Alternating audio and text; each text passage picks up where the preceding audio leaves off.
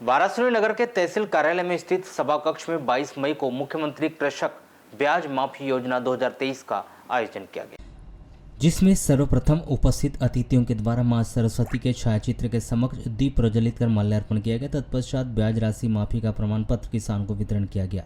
आपको बताया कि मुख्यमंत्री कृषक ब्याज माफी योजना 2023 के तहत वाराणसी विधानसभा के अंतर्गत 27 सोसाइटियों में 7,875 किसानों का 21.26 करोड़ रुपए का ऋण है, जिसमें से 9.81 करोड़ रुपए का ब्याज है जो माफ किया जाएगा। पद्मेश 24/7 से चर्चा में आयोग अध्यक्ष गौरीशंकर बिसेन ने कहा कि 31 मार्च 2023 की स्थिति में परिवर्तित ऋण का ब्याज मिला, जिसका 2 लाख रुपए का है, उसका ऋण माफ होगा।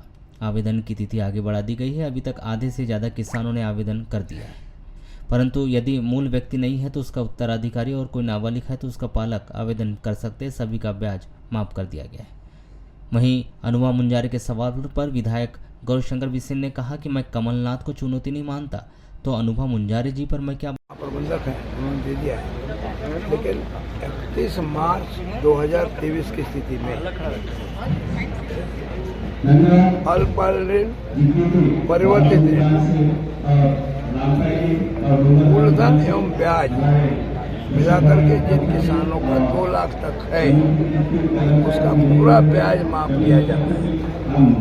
उनको आवेदन करना है, क्योंकि ब्याज माफी के लिए अर्जी लगेगी। आवेदन की तारीख को भी बढ़ा है और लगभग आधे किसानों के फॉर्म भर के हो चुके हैं। इन समारोह के माध्यम से जनता तक बातें सार्वजनिक हो, ये हमारा उद्देश्य है। यदि किसी का उत्तराधिकारी या मूल किसान नहीं है, कहीं चला गया है, किसी की डेथ हो गई, तो उनके उत्तराधिकारी भी आवेदन कर सकेंगे। कोई नाबालिग है तो उसका कोई वली होगा, माता पिता, वो कर सकेगा। आवेदन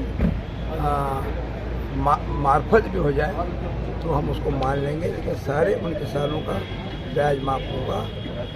कर दिया गया है 2028 करोड़ लगभग इसके आंकड़े आ रहे हैं, जो हमारे राज्य के किसानों के माफ होंगे।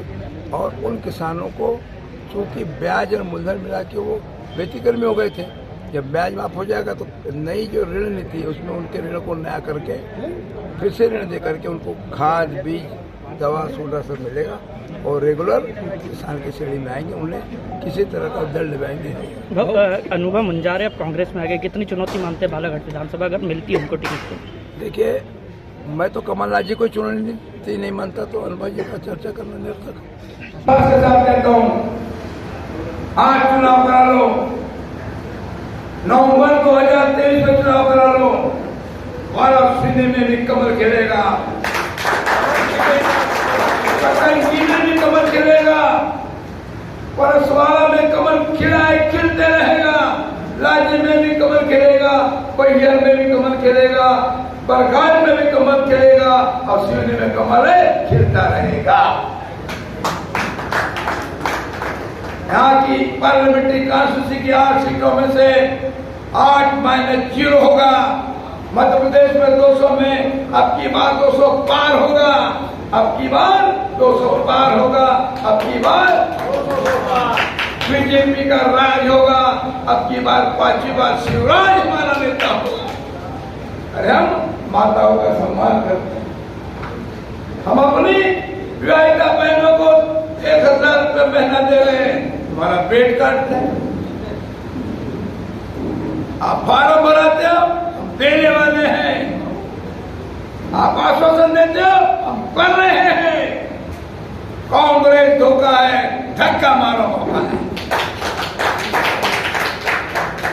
मित्रों, मेरे बारे में चर्चा होती, कौन सदर में चुनाव लड़ेंगे कि लड़ेंगे। अरे मेरे नौजवानों को मौका देंगे।